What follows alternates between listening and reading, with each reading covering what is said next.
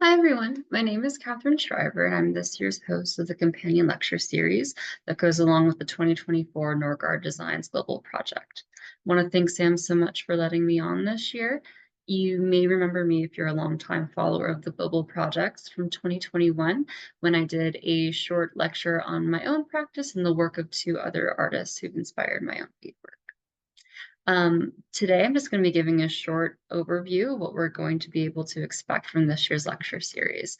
So I want to thank Sam so much for letting me on, and I'll share my screen and get started with you. All right, so as I said, this is Lecture 0, just a quick introduction. So you may already know that the 2024 Global Project is called Honoring the Endobelly because we're going to be using the endobelly stitch to bead ropes.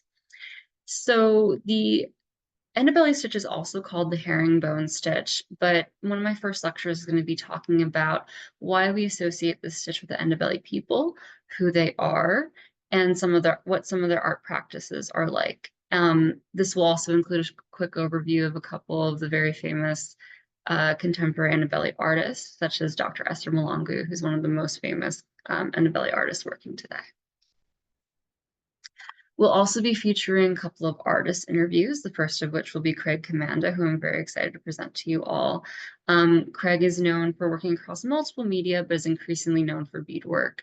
And his sculptures are very complex and have really beautiful color work, so I can't wait to share his work. The second artist we'll be interviewing is Nshrinkwa Reindorf, who recently represented Ghana at the Venice Biennale, and who also works across multiple media, including sculpture and painting, as well as beadwork. There will also be a couple of reoccurring themes this year that I just want to introduce to you all. So of course, we'll be talking about themes that relate to the lessons, which will be to do with color and bead structure.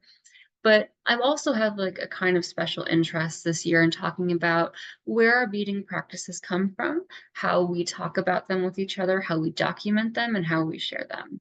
So I'll be talking with artists about how they learn beadwork, where their techniques come from, if they take studio notes and what those look like. And I'll be talking a little bit later about my interest in this with my own work.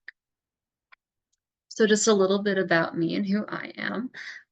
I grew up in a small town outside of Buffalo, New York. I'm currently based in Pittsburgh, but I lived in Montreal for quite a long time, and also had a short stint in Savannah where I was lucky enough to meet Sam.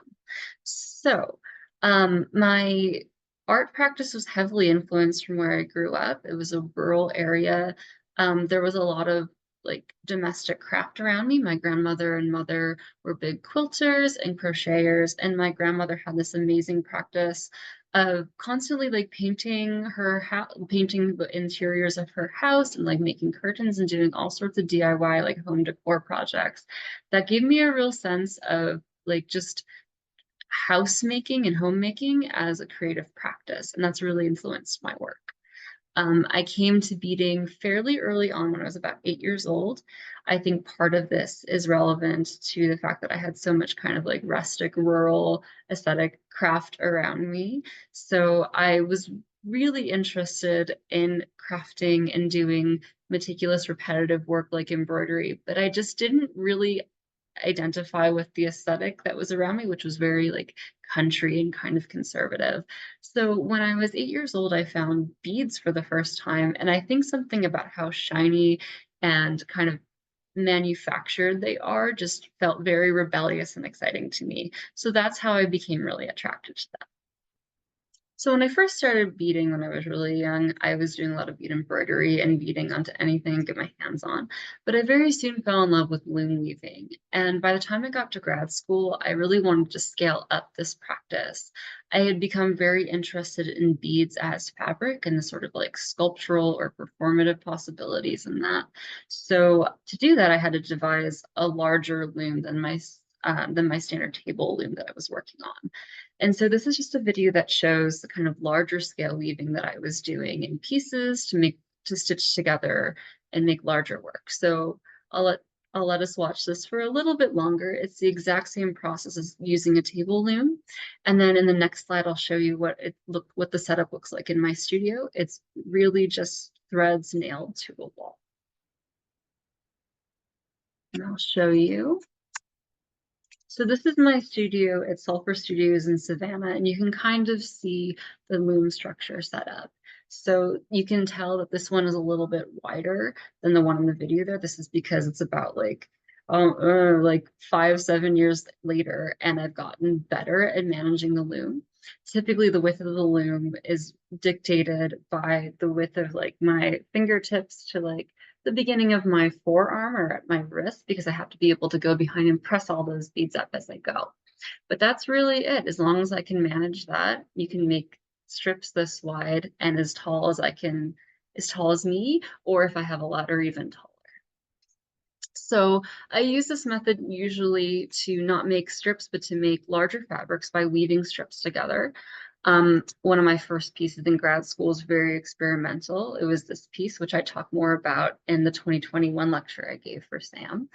And I was doing all sorts of weird experimental things with this just to understand how this fabric moved and felt. It's all various brands and degrees of expensiveness of silver lined size 10 beads. And the color shifts and variations you see is just based on how high quality the beads are and the different threads that I was using. Later on, I started making more structured works with this method. So this is a wearable robe piece that I've shown in Columbia, Missouri at Sager Reeves Gallery. And you can see that it's like the same, it's just this beaded fabric. And it's kind of in between a wearable piece and a sculpture. I've made other works similar. This was also shown at Sager Reeves Gallery in 2021. You can see this install shot here. And you can see in these two pictures how I'm really experimenting with different ways of showing this work and how much this shirt looks like a shirt and how much it doesn't. I also use this method to make strips of beadwork that are incorporated into paintings, or maybe they're not so much paintings as they are assembled collages. Here are just a few install shots from a show that I did in 2022 at the Vermont Studio Center. And so this is a closer shot of one of the pieces that you saw on that last slide. And you can see here that this is the beadwork, just a long strip of loom beadwork that's been incorporated into this painting or collage. And this is a series of work that I've talked about a lot in other talks, but basically has to do, again, thinking about that domestic craft that I learned from my grandmother, thinking about using home decor materials like tiles.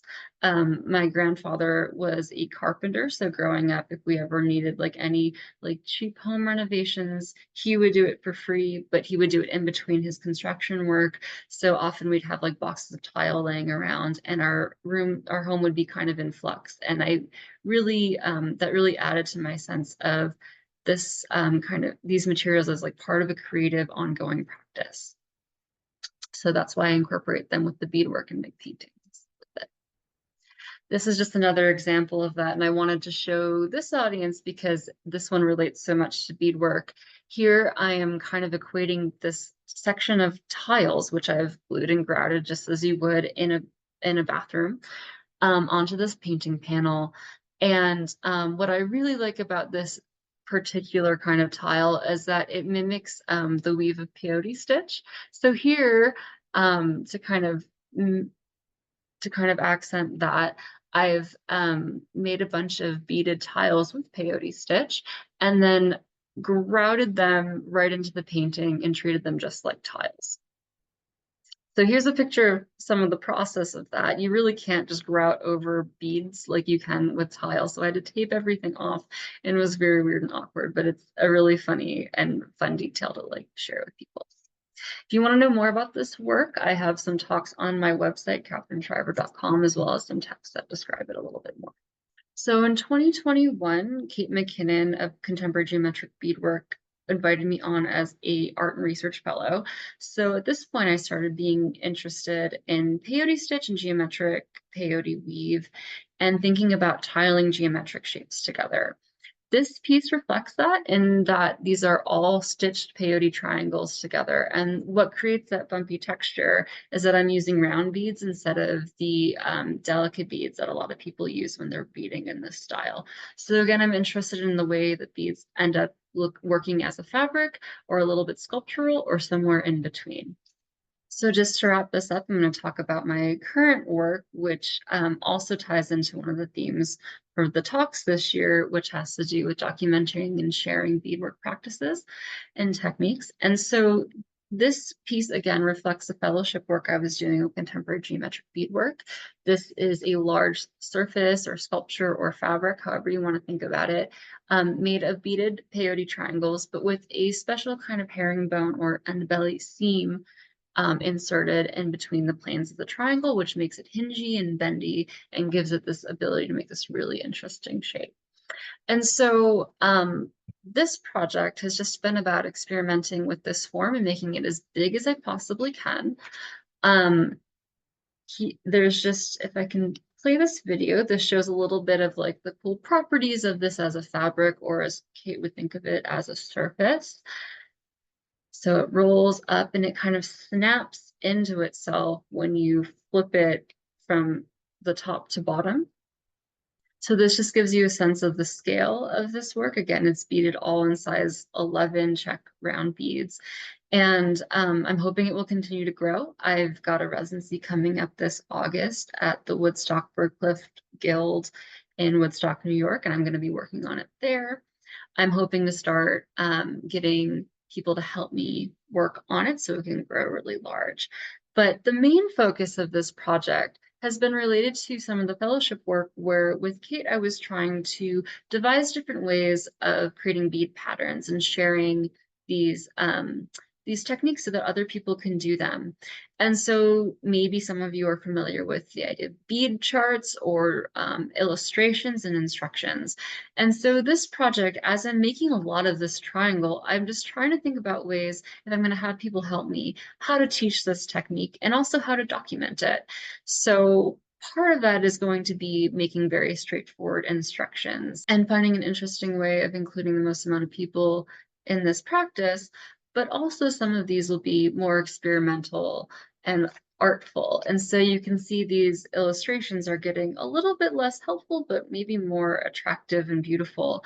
So I'm going to be playing with that in this work. And so that's one of the reasons why I'm interested in asking artists that I interview this year about how they learn beadwork, if they write down notes and what those look like for different beadwork techniques, if they use patterns, or if when they were learning or when they teach people, they give them instructions of any kind.